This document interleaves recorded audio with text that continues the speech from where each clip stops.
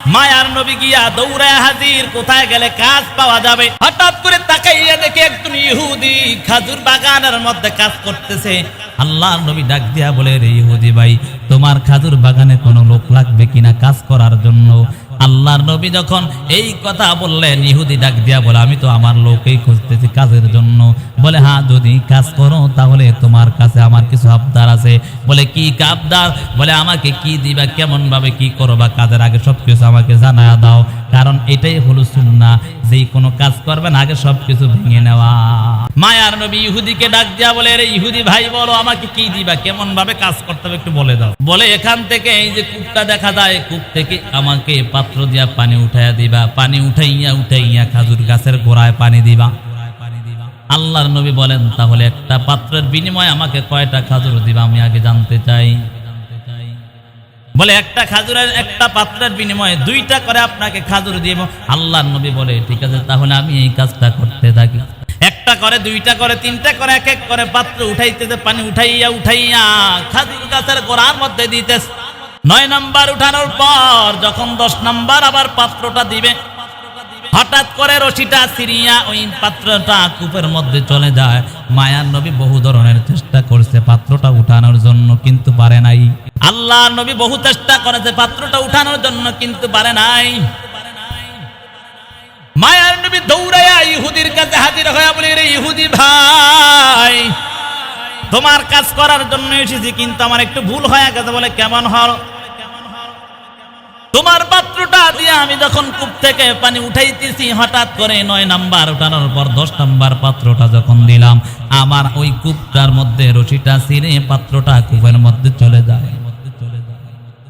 ইহুদি রাগান্বিত হয়ে গেল।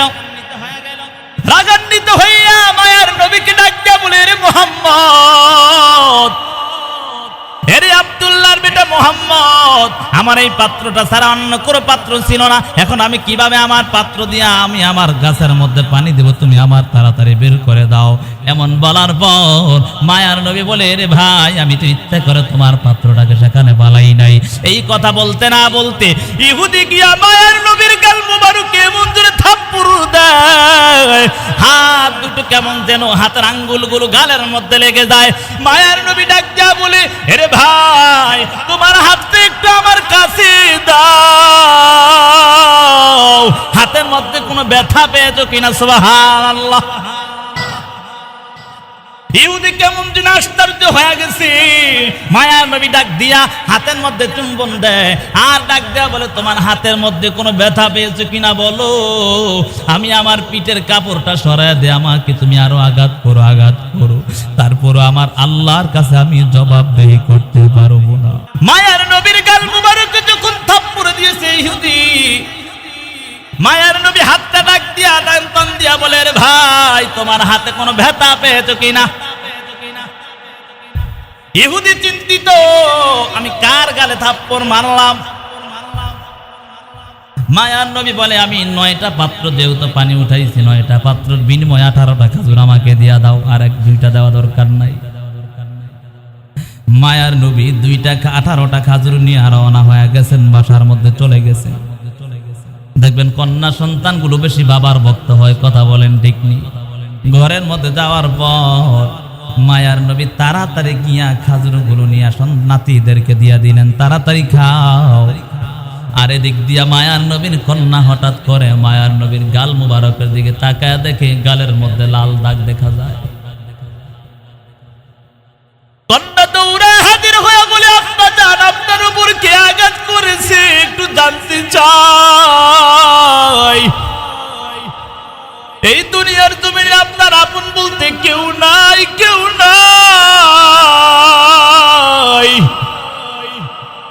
আপনি বড় এতিম, ছোটবেলা থেকেই বাবা নাই, মাও নাই, দাদাও নাই। বড় হয়েছেন চাচার কাছে, চাচা আস্তে আস্তে চলে গেল, মক্কার বাড়ি সবাই আপনাকে তাড়ায়া দিল। ও নবী আমার, আপনার গালের মধ্যে এমন দাগ কেন দেখা যায়? মায়ার নবী কিছুই বলেন না। কিছুক্ষণ পর তাকায়া দেখে ইহুদি দৌড়ায়া কেমন যেন পাগলের মতো আসতেছে। মায়ার নবী দেখিয়া চিনতে পেরে ডাক দিয়া বলে, যুবক সন্তান তাড়াতাড়ি আসো। ইহুদি ডাক দিয়া বলে, রে আব্দুল্লাহর বেটা মুহাম্মদ পয়গম্বর, আমি বড় ভুল করে ফেলেছি, তাড়াতাড়ি আমাকে কালেমা পড়ায়া মুসলমান বানায়া দাও। লা ইলাহা ইল্লাল্লাহু মুহাম্মাদুর রাসূলুল্লাহ সাল্লাল্লাহু আলাইহি ওয়াসাল্লাম والذين هم لأماناتهم وعهدهم راعون। আল্লাহ বলেন, দুনিয়ার মানুষ শোনো, তোমরা আমানত রক্ষা করবা, আমানতের হেফাজত করবা। অপর আয়াতের মধ্যে আল্লাহ রাব্বুল আলামিন বলেন, ইন্নাল্লাহা ইয়া'মুরুকুম আন তুআদ্দুল আমানাতি ইলা আহলিহা। মহান রব সূরা নিসার 58 নম্বর আয়াত আল্লাহ রাব্বুল আলামিন বলেন, হে দুনিয়ার মানুষ শোনো শোনো, তোমাদের কাছে আমার আল্লাহ তাআলা যে আমানত দিয়েছে, অর্থাৎ মানুষের কাছে তার আমানতদারি ঠিকঠাক তো তোমরা পৌঁছে দিবা। বলে কেমন আমানতদার হওয়ার প্রয়োজন ছিল? আমার মায়ার নবী যেমন আমানতদার ছিল, তেমন আমানতদার আমার আর আপনার হওয়ার প্রয়োজন। যেই মায়ার নবীকে বেঈমান মুশরিকরা আমার মায়ার নবীর উপর এত নির্যাতন করার পরও তারপর আমানতদার বিশ্বাস করতেন। আল্লাহ তাআলা যখন মায়ার নবীর উপর ওহী অবতরণ করলেন, আল্লাহ তাআলা যখন নবুয়ত প্রাপ্ত বানালেন, বেঈমান বেদিনদেরকে চাচা আত্মীয় স্বজন সকলকে ডেকে এনে পাহাড়ের চূড়ার মধ্যে ডেকে এনে ডাক দিয়া বলে, হে আমার আত্মীয় স্বজনরা, মক্কাবাসীরা শোনো, আমাকে কি তোমরা বিশ্বাস করো কিনা? বলে হ্যাঁ, অবশ্যই বিশ্বাস করি।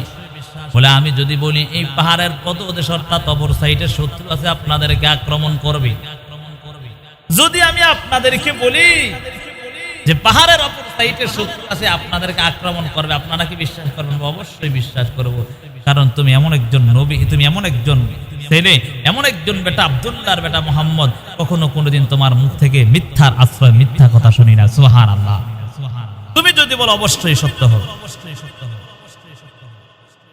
আল্লাহর নবী তো বহুত হিকমত ওয়ালা নবী, কৌশল অবলম্বন করনে ওয়ালা নবী। আল্লাহ তাআলা সব কিছু শিক্ষা দিয়েছেন আমার মায়ার নবীকে। নবী কৌশলে বলে, হে আমার আত্মীয় স্বজন মক্কাবাসীরা শোনো, যদি এটাই হয় তাহলে আমি যদি তোমাদেরকে একটা সংবাদ দেই, তোমরা কি বিশ্বাস করবা? বলে অবশ্যই বিশ্বাস করব। আল্লাহর নবী বলেন, আমি হলাম শেষ নবী, আমার পরে আর কোনো নবী নাই। সুবহানাল্লাহ। এই কথা বলার সাথে সাথে বেঈমান মুশরিকরা সবাই সিটা আরম্ভ করছে, নবীর উপর অকথ্য ভাষায় গালিগালাজ শুরু করছে, অর্থাৎ তিনার থেকে মুখ ফিরে আনে। যেই কথা আমি বুঝালাম সেটা হলো, যেই নবীকে বেঈমান মুশরিকরা পর্যন্ত নির্যাতনের স্টিম রোলার পর্যন্ত চালাচ্ছেন, সেই নবীর প্রতি তাদের ধারণা ছিল ভালো, যে তিনি আমানতদার, বিশ্বস্ত। শুধু তা নয়, হিজরতের সময় আল্লাহর নবীর প্রিয় চাচাতো ভাই হযরত আলী রাদিয়াল্লাহু তাআলা আনহু, এবং যিনি দামাই ছিলেন নবীজি, অনেক মহব্বতের সাহাবী ছিলেন, সে আলীকে ডাক দেয়া বলে, আলী, আমি তোমাকে কিছু আদেশ করবো, সেটা কি তুমি মানতে পারবা? বলে, ইয়া রাসূলুল্লাহ, আমার জীবন দেব, তারপরেও কি আপনার আদেশ অমান্য করা যায়? সুবহানাল্লাহ। আল্লাহর নবী সরকার দো আলম ডাক দিয়া বলেন, হে আলী, আমি এখান থেকে হিজরত করে মদিনায় চলে যাব, হিজরত করে মদিনায় চলে যাব, তবে আমার কাছে মক্কাবাসীরা অনেক আমানত দিয়ে গেছে। এই যে ধরো স্লিপটা আমি দিলাম, এই স্লিপের মধ্যে সকলের নাম আছে, কে কি জিনিস আমানত দিয়েছে, তাদের আমানত তুমি তাদের কাছে পৌঁছেই দিবা। হে বৃদ্ধ বাবা, পর্দার আড়াল আম্মা জানেনা, যুবক সন্তান, আমি যেই কথা বুঝাতে চাচ্ছি সেটা হলো, মায়ার নবীর উপর এত নির্যাতন করার পর মায়ার নবীকে তারা আমানতদার বিশ্বাস করেছে।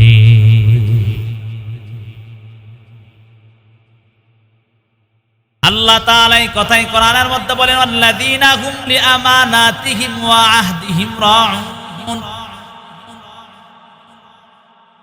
হে দুনিয়ার মানুষ, আমানতের হেফাজত করো, আমানত রক্ষা করে চলো। যদি আমানত রক্ষা করে চলতে পারো তাহলে তুমি প্রকৃত মুমিন হতে পারবা। তাহলে আল্লাহর নবী হাদিসের মধ্যে বলেন 4টা গুণ যার মধ্যে আসবে, সে যদি দুনিয়ার কোনো নিয়ামত না পায় তাহলে ওই বান্দা ওই বান্দির জন্য যেন কোনো দুঃখ প্রকাশের অবকাশ না থাকে, অর্থাৎ দুঃখ প্রকাশ না করে।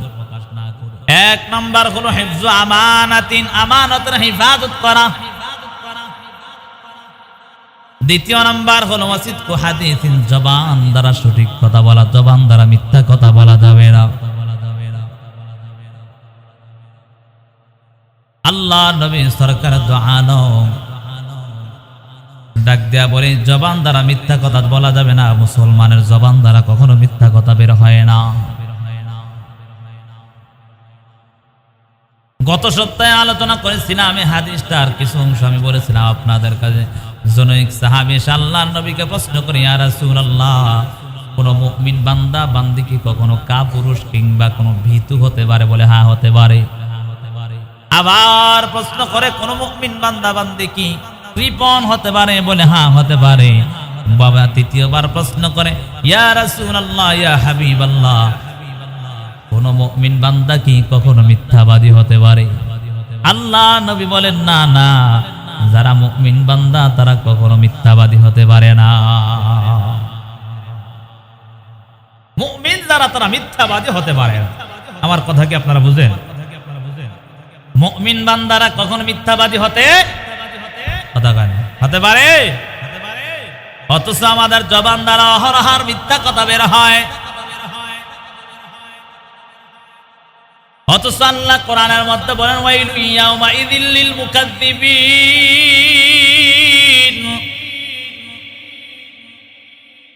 যারা মিথ্যাবাদী তাদের জন্য ওয়াইল নামক জাহান্নাম, অর্থাৎ এমন জাহান্নাম যেই জাহান্নাম এত ভয়ঙ্কর অবস্থা হয়ে দাঁড়াবে রে যুবক সন্তান। এই জবান দ্বারা মিথ্যা কথা বলে বলে জীবনটাকে ধ্বংস করে দিচ্ছে। হাসির চলে আমরা মিথ্যা কথা বলি, কথা বলেন আছে না নাই? হ্যাঁ, কাজ করি একটা মোবাইল দিচ্ছে আরেকজনে, বলে কি করেন ভাই? মুখ কাজ করেন ভাই, এমনি মিথ্যা কথা। তার একটু অনুভূতিও জাগে না যে সে মিথ্যা কথা বলতেছে। কথা বলেন, এমন হয় কি হয় না? এজন্য বাবা মিথ্যা কথা বলা যাবে না। মুমিন বান্দা কখন মিথ্যাবাদী হয়? কথা বলেন, হয় মিথ্যাবাদী হয়। আল্লাহ রাসূল হাদিসের মধ্যে বলেন মুমিন বান্দা কখনো মিথ্যাবাদী হতে পারে না। তাহলে আমরা একটাই আমাদের সবক হলো, সেটা হলো মুসলমানের জবান দ্বারা কখনো মিথ্যা কথা আসতে পারে না। আল্লাহ নবী হাদিসের মধ্যে বলেন, ক্বালান নবী সাল্লাল্লাহু আলাইহি ওয়া আলিহি ওয়া সাল্লাম, আস-সিদকু ইউনজি ওয়াল কিযবু ইউহলিক, আও কামা ক্বালান নবী আলাইহিস সালাতু ওয়াস সালাম। মায়ার নবী হাদিসের মধ্যে বলেন, সত্য মানুষকে বিজয় দান করে, মুক্তি মিথ্যা মানুষকে ধ্বংস করে দেয়। সত্য বিজয় দান করে, মিথ্যা ধ্বংস করে দেয়। আজকে আপনি একটা কাজ করার জন্য কত রকমের মিথ্যা কথা বললেন রে বাবা। যতই মিথ্যা কথা বের হবে, একদিন না একদিন এই মিথ্যা সত্য উদ্ঘাটন হয়ে যাবে। কথা বলেন ঠিক না বেঠিক? এরে বাবা, যুবক সন্তান, বৃদ্ধ বাবা, বুঝানোর জন্য বলতেছি, মুসলমান হলে কখনো জবান দ্বারা মিথ্যা কথা বলা যাবে না। আল্লাহ নবী হাদিসের মধ্যে বলেন, আস-সিদকু ইউনজি ওয়াল কিযবু ইউহলিক, সত্য মানুষকে বিজয় দান করে, মিথ্যা মানুষকে ধ্বংস করে দেয়। মিথ্যা কথা বলিয়া বলিয়া তুমি ব্যবসা প্রতিষ্ঠান চালাইছো, মিথ্যা কথা বলিয়া বলিয়া ব্যবসা মাল তুমি অন্যায় মাল এবং ভাবে অর্থাৎ ধ্বংসযোগ্য মালকে তুমি সঠিকভাবে চালায়া দিস। নষ্ট মালটাকে তুমি সঠিক বলে ভালোভাবে চালায়া দিছো। রে বাবা, তুমি চিন্তা করেছো মাত্র 5 টাকা 10 টাকা লাভের জন্য মিথ্যা কথা বললা, কিন্তু শুনে রাখো এই 10 টাকার মিথ্যা কথার কারণে আপনার পুরা টাকাটা হারাম হয়ে গেছে। নাউজুবিল্লাহ। অথচ কত কষ্ট করেন আপনি ব্যবসা বাণিজ্য করতেছেন। একটু লাভের জন্য আপনি মিথ্যা কথা বলে ফেললেন। 10 টাকা দেখি না, আমার কি নাই 12 টাকা, কি কয়? হ্যাঁ, বুঝেন নাই কথা? আমগা এলাকাতে এগুলো নাই মনে হয়, এই জন্য বুঝে না। হ্যাঁ, বুঝেন না আপনারা? কি বলে 10 টাকা দিয়ে মাল কিনছে কিনা, ভাইরা আমার 12 টাকা কিনা। এত কথা আপনার বলার দরকার কি? বললো ভাই আমি 12 টাকা হলে লাগাইতে পারবো, আর না হয় না, বাস এটাই তো কথা। আপনি 50 টাকা লাভ করেন সেটা ব্যাপার না, তবে জুলুম করা যাবে না। কি করা যাবে না? জুলুম করা যাবে। আলোচনা থেকে কি বুঝেন? কে কানসুক করবেন না শিখার আছে? আপনি 10 টাকায় কিনছেন না 50 টাকা কিনছেন সেটা বলার দরকার নাই। আপনি বলবেন বাবা আমার দবে 12 টাকা যদি আমি বিক্রি করতে পারি, 52 টাকা যদি বিক্রি করি আমার হবে, এদের তারা আমি পারবো না, তাহলেই হবে, আর মিথ্যা কথাও হবে না। ঠিক না? সঠিক টাকাটাও সঠিক সম্পদটাকে আপনি হারাম বানাইছেন। সাবধান হয়ে যান মুমিন বান্দা, কখনো মিথ্যাবাদী হতে পারে না। মিথ্যাবাদীর জন্য ওয়াইলু ইয়াওমাইযিল লিল মুকাদ্দিবিন।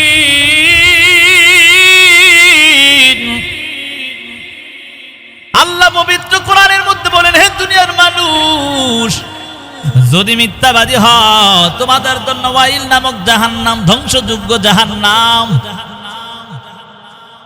হে যুবক, আজকে হাসি চলেও মিথ্যা কথা বলে বলে জীবনটাকে ধ্বংস করে দিয়েছো। না না, মুমিন বান্দার জবান দ্বারা মিথ্যা কথা কখনো বের হতে পারে? জবান দ্বারা সব সময় সঠিক কথা বলতে হবে, সঠিক কথা বলে বলে নিজের জীবনটাকে সুন্দর বানাতে হবে। আর এমন ভাবে জবান দ্বারা, যখন এমন মুসলমানের জবান তো একটাই হয়, কখনো তো মুসলমানের জবান নড়চড় হয় না। কথা বলেন ঠিক নেই? প্রকৃত মুসলমান তো তারাই হয় যাদের জবানটা একবারে পরিশুদ্ধ থাকে, তাদের জবান দ্বারা মিথ্যা কথা বলে না। একবার বলছে এই কথা, আবার এই জবান দ্বারা আরেক কথা বলে, এটা তো হতে পারে? এই জবান দ্বারা সঠিকভাবে পরিচালনা করতে হবে। এই জবান দ্বারা আপনার ওজন বাড়বে, ওজন কমবে। ওজন কি ওই পাল্লায় মাপ দেন, হে ওজন? আপনার চরিত্রের ওজন বাড়বে এই জবান দ্বারা। এই জবান দ্বারা কারো কারো সম্মান আকাশ চুক্তি হয়ে যায়, আবার এই জবান দ্বারা কারো সম্মান একবার মাটির নিচে ধসে যায়। কথা বলেন ঠিক নেই? এজন্য বাবা এই জবানটাকে সঠিকভাবে পরিচালনা করতে হবে। আল্লাহ কোরআনের মধ্যে বলেন, ওয়াকুলু কাওলান সাদীদা। জবানটাকে সঠিকভাবে পরিচালনা কর। তাহলে আল্লাহর নবী হাদিসের মধ্যে বলেন কয়টা গুণ? এই কয়টা গুণ মনে আছে? 4টা গুণ। কয়টা গুণ? শিখা যাইতে হবে বয়ান থেকে। কথা বলেন, পারবো তো ইনশাআল্লাহ? আরবাউন ইদা কুন্না ফিকা ফালা আলাইকা মা ফাতাকা মিনাদ দুনিয়া, হিফযু আমানাতিন ওয়া সিদকু হাদিসিন ওয়া হুসনু খলিকা ওয়া ইফফাতু ফি তুমা। 4টা গুণ যাদের মধ্যে এসে যাবে, আল্লাহর নবী বলেন দুনিয়ার যদি সব কিছু ধ্বংস হয়ে যায়, দুনিয়ার কোনো নিয়ামত যদি সে না পায়, তাহলে তার জন্য উচিত হলো সে যেন কোনো দুঃখ প্রকাশ না করে। 1 নম্বর বুঝতে পারলাম আমানতের হেফাজত করা। 2 নম্বর জবানকে সঠিকভাবে পরিচালনা করা, জবান দ্বারা মিথ্যা কথা বলা যাবে না। 3 নম্বর হলো ওয়া হুসনু খলিকা, উত্তম চরিত্র অবলম্বন করা। কি চরিত্র? উত্তম চরিত্র, ভালো চরিত্র অবলম্বন করা। এরে বাবা, চরিত্র 3 ধরনের হয়। আল্লাহ রাব্বুল আলামিন পবিত্র কোরআনের মধ্যে বলেন, ইন্নাকা লাআলা খুলুকিন আযীম। আল্লাহ তাআলা পবিত্র কোরআনের মধ্যে বলেন, সূরা কালামের মধ্যে আল্লাহ রাব্বুল আলামিন বলেন, আমার আল্লাহ রাব্বুল আলামিন নবীকে এই কথা দিয়ে ঘোষণা দিয়ে জানায়া দেন, হে নবী আপনি উত্তম চরিত্রের অধিকারী। সুবহানাল্লাহ। চরিত্র 3 ধরনের, খুলুকে আযীম, খুলুকে হাসান, খুলুকে কারীম।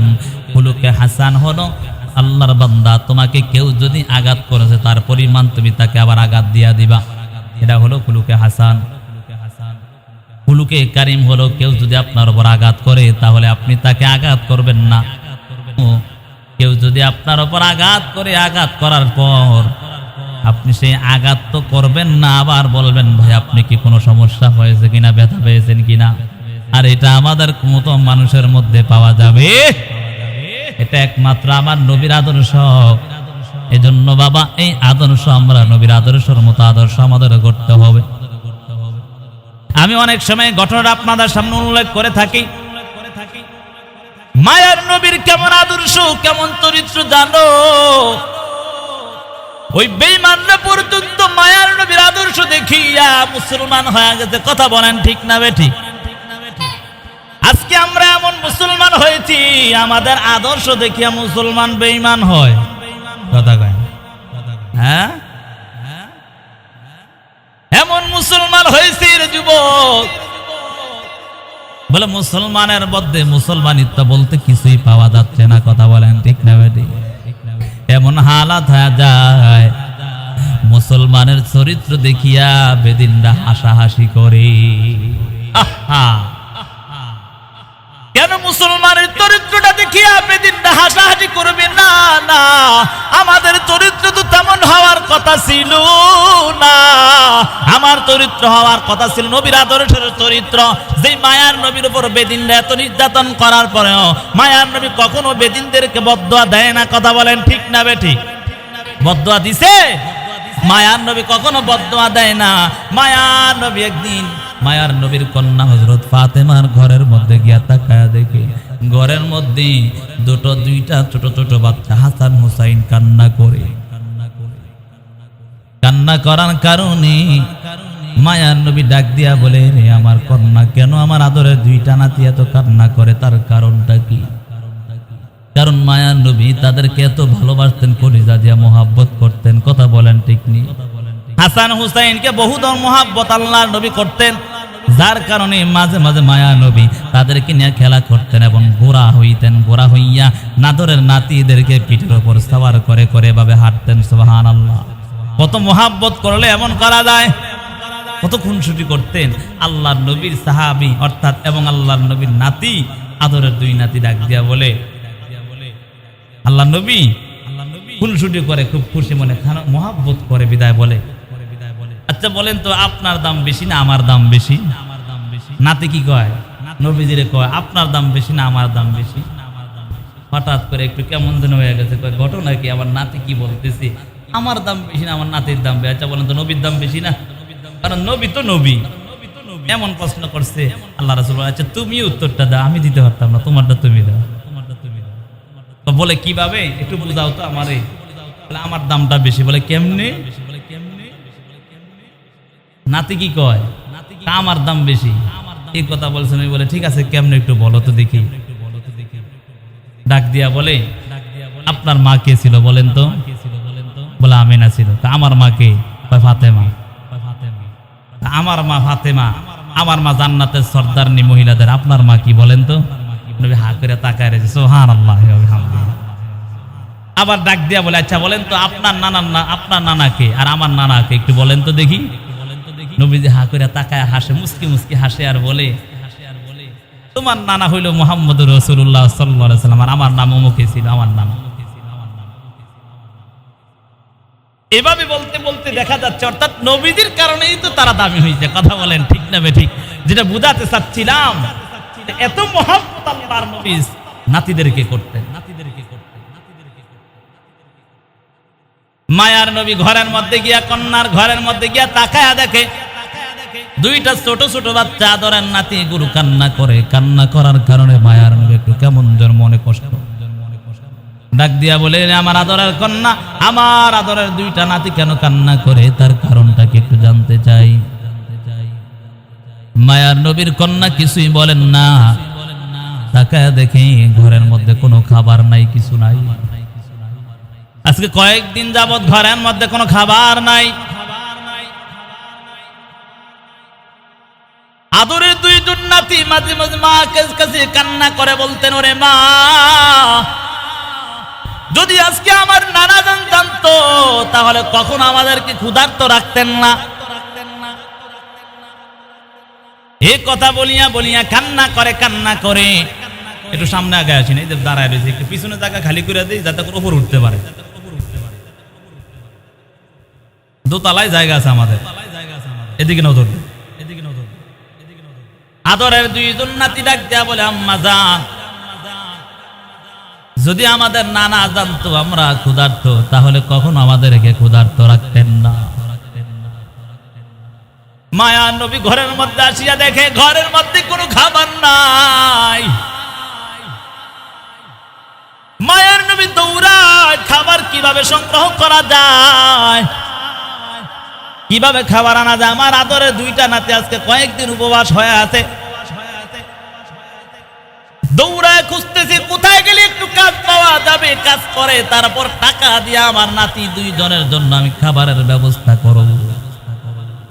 বিশ্ব নবী তারপরও কাজ করে করে তারপরও টাকা উপার্জন করেছে, খাবার উপার্জন করেছে। আমি আর আপনি সেই ঘরের মধ্যে বসে বসে তারপর খাইতে, হ্যাঁ অন্যটা মাইরা থাইরা খাওয়ার জন্য এটা আমি চাই, ঠিক নেই? হ্যাঁ, অন্য সম্পদ দখল করে খাই, সুদ ঘুষ যত আছে সব ধরনের খাওয়ান খাই, আমি নাপাক খাই, গু খাই, ময়লা খাই, কথা কেন আসেনি এমন? আমার সমাজে এগুলো নাই দেখে আপনারা বুঝেন না, অন্য সমাজে আছে। আল্লাহ হেদায়েত দান করুক, সকলে বলে আমিন। কত বড় অথর্ব, কত বড় নাফরমান হয়ে গেছে, অন্যের সম্পদ, অন্যের ধন সম্পদ লুটে বুটে খায়। হেরে বাবা, তুই কথা বলতেছিলাম, মায়ার নবী গিয়া দৌড়ায় হাজির, কোথায় গেলে কাজ পাওয়া যাবে। হঠাৎ করে তাকাইয়া দেখে একজন ইহুদি খাজুর বাগানের মধ্যে কাজ করতেছে। আল্লাহর নবী ডাক দিয়া বলে, রে ইহুদি ভাই, তোমার খাজুর বাগানে কোনো লোক লাগবে কিনা কাজ করার জন্য? আল্লাহর নবী যখন এই কথা বললেন, ইহুদি ডাক দিয়া বলে, আমি তো আমার লোকই খুঁজতেছি কাজের জন্য। বলে, হ্যাঁ, যদি কাজ করো তাহলে তোমার কাছে আমার কিছু আবদার আছে। বলে, কি আবদার? বলে, আমাকে কি দিবা, কেমন ভাবে কি করবা, কাজের আগে সবকিছু আমাকে জানায়া দাও, কারণ এটাই হলো সুন্নাহ, যেই কোনো কাজ করবেন আগে সবকিছু ভেঙে নেওয়া। গাড়িতে উঠছেন, আগে ভাড়া বইলা নেবেন, ভাই ভাড়া কত দিবেন? আপনি কোনো কিছু ক্রয় করতেছেন, ভাই এটার দাম কত? মোহাম্মদের সহিত লইয়া লইছেন, বলেন নাই, পরবর্তী দেখা যাচ্ছে মন কষাকষি হয় মাঝে মাঝে, কথা বলেন ঠিক না বেটি? মনের মধ্যে মন কষাকষি থাকে। আপনাকে মোহাম্মত করে ঠিক বিদায়, রিক্সা চালায়, কিন্তু দেখা গেছে মোহাম্মত করে ভাড়ার কথা বলে না, কিন্তু আপনি দিচ্ছেন তার চাহাত থেকে কম। আপনার যে একটা ভালো ধারণা আসবে না খারাপ ধারণা আসবে?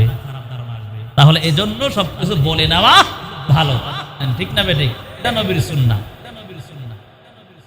মায়ার নবী ইহুদিকে ডাক দিয়া বলে, রে ইহুদি ভাই, বলো আমাকে কি দিবা, কেমন ভাবে কাজ করতে হবে একটু বলে দাও।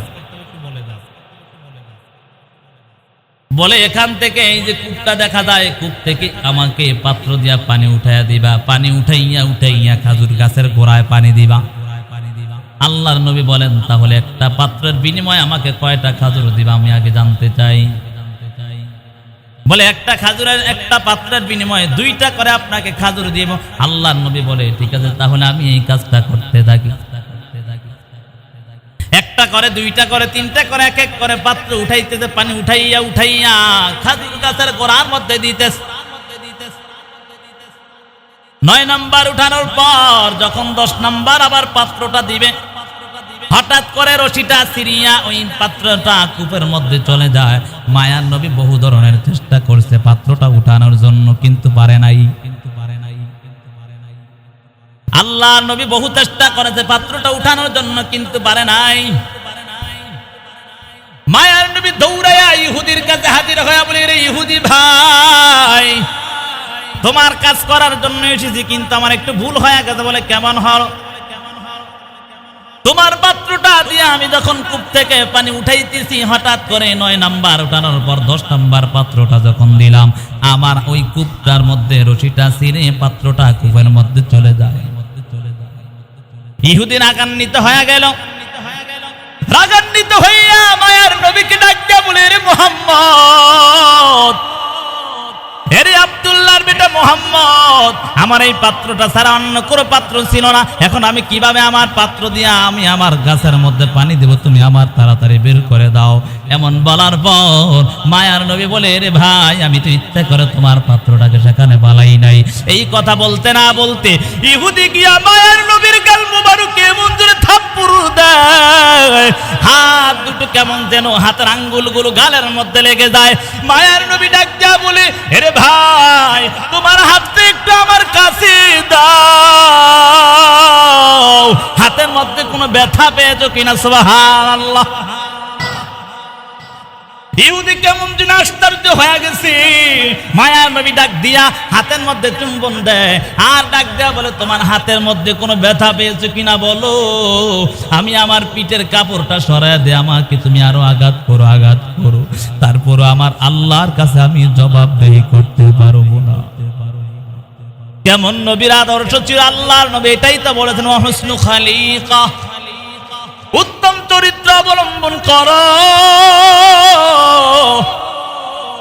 এর যুবক সন্তান, আজকে তোমার আদর্শ কেমন হয়েছে? তোমার আদর্শটা তো দেখিয়া বেঈমানরা মুসলমান হবে। তোমার আদর্শ দেখিয়া বেদিন বেঈমানরা মুসলমান হবে, কালেমার ছায়া তলে আসবে। অথচ আজকে তোমার আদর্শ দেখিয়া মুসলমানরা বেদিনের দিকে যায়। কথা বলেন ঠিক নেই? এর যুবক, তোমার আদর্শ তো এমন সুন্দর আদর্শ, তোমার আদর্শ তো আবু বকরের আদর্শের মতো আদর্শ হবে, তোমার আদর্শ তো ওমরের মতো আদর্শ হবে, তোমার আদর্শ তো আলীর মতো আদর্শ হবে, তোমার আদর্শ তো উসমানের মতো আদর্শ হবে। তোমার আদর্শ অন্যায়ের মতো হতে পারে না, তোমার আদর্শ নেইমার আর মেসির মতো হতে পারে না, তোমার আদর্শ বেঈমান বেদিনদের মতো হতে পারে না, কারণ তোমাকে তারা জান্নাতে নিবে। কথা বলে না নিবে? যদি আপনি নেক আমল নিয়ে কবরে যান, তাহলে আপনার জান্নাত কিন্তু আমার মায়ার নবীর সাথে হবে। কথা বলেন ঠিক না বেঠিক? মায়ার নবীর আদর্শ যদি আপনি গ্রহণ করতে পারেন, মায়ার নবীর আদর্শ বলা উম্মতগুলা মায়ার নবীর সাথেই জান্নাতে থাকবে। সুবহানাল্লাহ। এজন্য যুবক সন্তান, আদর্শটাকে সুন্দর বানায় নাও। আল্লাহ নবী হাদিসের মধ্যে বলেন, আল মুসলিমু মান সালিমাল মুসলিমুনা মিন লিসানিহি ওয়া ইয়াদিহি, খাঁটি মুসলমান তো ওই ব্যক্তি হয় যার জবান এবং হাত মোবারক দ্বারা অপর মুসলমান নিরাপদ থাকে, অপর ভাই বোন নিরাপদ থাকে। এরে বাবা, আপনার জবান দ্বারা কাউকে গালি দিবেন না, গালি দিয়া আপনার জবান দ্বারা কাউকে কষ্ট দিবেন না, কষ্ট দিয়া অন্যকে আঘাত দিয়া নিজে ভালো হতে পারবেন না।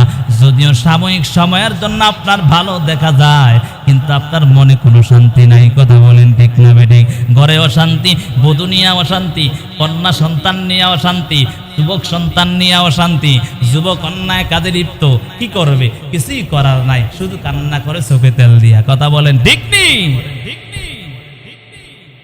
চোখে তেল দিয়া কান্না করে। আরে বাবা, কান্না করতে পারবা, আপনি নিজেই তো ঠিক না, এজন্য আপনার সন্তানও ঠিক হয় না।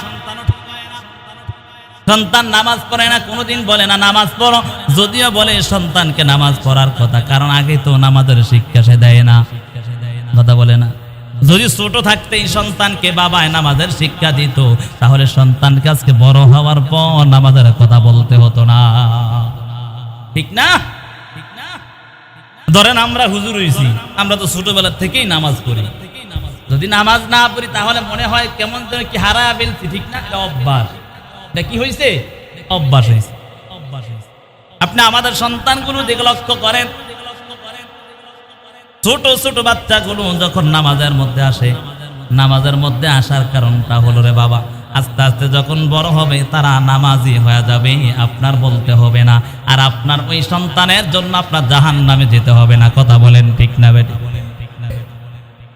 এজন্য বাবা, আদর্শটাকে সুন্দর করে নাও।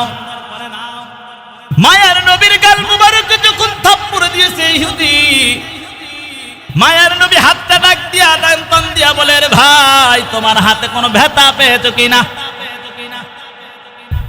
ইহুদি চিন্তিত, আমি কার গালে থাপ্পড় মারলাম? মায়ার নবী বলে, আমি 9টা পাত্র যেহেতু পানি উঠাইছি, 9টা পাত্রের বিনিময়ে 18টা খাজুর আমাকে দিয়া দাও, আর 2টা দেওয়া দরকার নাই। মায়ার নবী 18টা খাজুর নিয়ে রওনা হয়ে গেছেন, বাসার মধ্যে চলে গেছেন। দেখবেন কন্যা সন্তানগুলো বেশি বাবার ভক্ত হয়। কথা বলেন ঠিক নেই? ঘরের মধ্যে যাওয়ার পর মায়ার নবী তাড়াতাড়ি গিয়া খাজুরগুলো নিয়ে নাতিদেরকে দিয়া দিলেন, তাড়াতাড়ি খাও।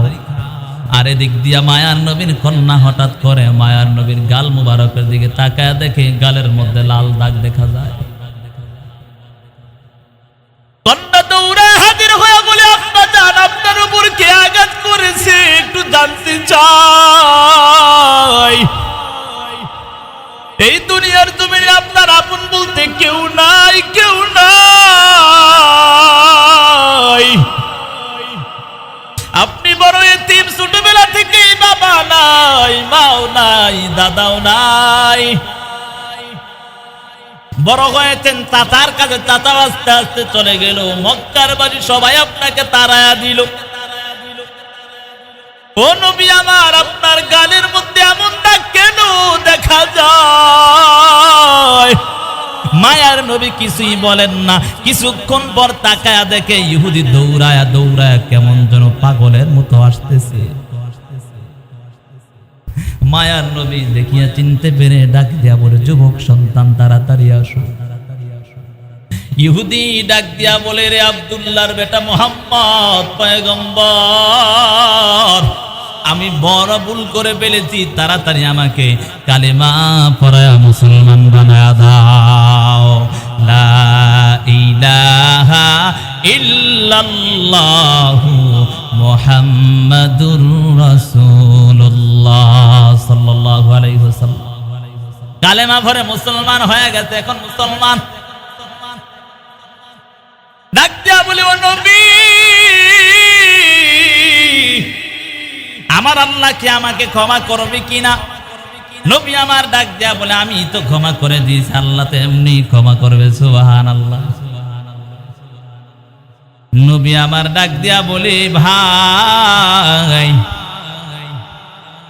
মুসলমানের আদর্শ এমনই হয়, যার আদর্শ দেখিয়া বেদিনরা মুসলমান হবে।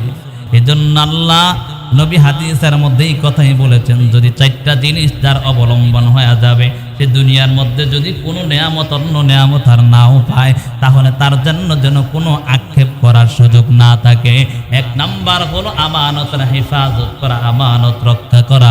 2 নাম্বার হলো রে বাবা ওয়াসিদকু হাদিসিন, জবান দ্বারা সঠিক কথা বলা, জবান দ্বারা মিথ্যা কথা বলা যাবে না, জবান নরসর করা যাবে না, জবান দ্বারা মুসলমান যা বলবে তাই করবে। কথা বলেন ঠিক না বেঠিক? 3 নাম্বার হলো হুসনু খলিকা, 3 নাম্বার হলো উত্তম চরিত্র অবলম্বন করতে হবে। মুসলমানের চরিত্র দেখিয়া বেদিন বেঈমানরা মুসলমান হবে। কথা বলেন ঠিক নিবে ঠিক? 4 নাম্বার হলো ওয়াইফাতু ফি তুমা, আল্লাহ নবী হাদিসের মধ্যে বলেন 4 নাম্বার হলো আপনি যখন খাবার খাইবেন সেটা আপনার জন্য হালাল খাবার হয়, হালাল খাবার, হারাম যেন না হয়। সুদ করে খাইয়া আপনি জীবনকে ধ্বংস করবেন না, অন্যের সম্পদ খেয়ে জীবনকে ধ্বংস করেন।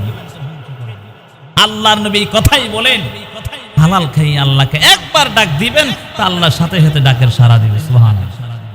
কিস্তি নামের গজব উঠাইয়া ধ্বংস হয়ে গেছে। কথা বলেন আছে না নাই? সমাজের প্রায় ফ্যামিলির মধ্যে কিস্তি, কি এক আজব অবস্থা। আমরা যে কিস্তি ছাড়াই চলি, এটা চলে কেমন? আপনি অভ্যাস করে নিয়েছেন এটা, আপনার ধারণা এটা এই টাকা নাই, লোনে উঠে নিব টাকা 10 লাখ টাকা, সমস্যা কি? এই জন্য আপনার লোন উঠাইতে হয়, আপনি লোন ছাড়া বাঁচেন না। কথা বলেন ঠিক না বেঠিক? ওরে বাপ রে বাপ, কত বড় নিমক খারাপ, নির্লজ্জ বেহায়া। দোকানপাট কিনবে সে, একটা কিছু হয় না, আরো বড় কিছু করবে, সাথে সাথে লোন উঠায় 50 লাখ টাকা। কি দরকার আপনার? আরাম কাজে কেন আপনি যাবেন? কাকে খাওয়াচ্ছেন আপনি? খবর গেলে আপনার 2 পয়সারও দাম দিবে না, তার আমল নিয়ে সে দৌড়াবে, আপনাকে ফিরেও তাকাবে না, আপনার দিকে ফিরেও তাকাবে না। কার জন্য এত কিছু করে? বাড়ি একটা করছেন 1 কোটি 1.5 কোটি দিয়া, হিউডামগিরি দেখাইছে, আমি ডুপ্লেক্স বাড়ি করছি, কিন্তু তাইয়া দেখেন হ্যাঁ ঋণ হয়েছে 50 লাখ ব্যাংকের মধ্যে। কথা বলেন আছে না নাই? কেন এত হুডামগিরি দরকার কি? আমি টিনের ঘরে থাকি, কি ঘুমায় না?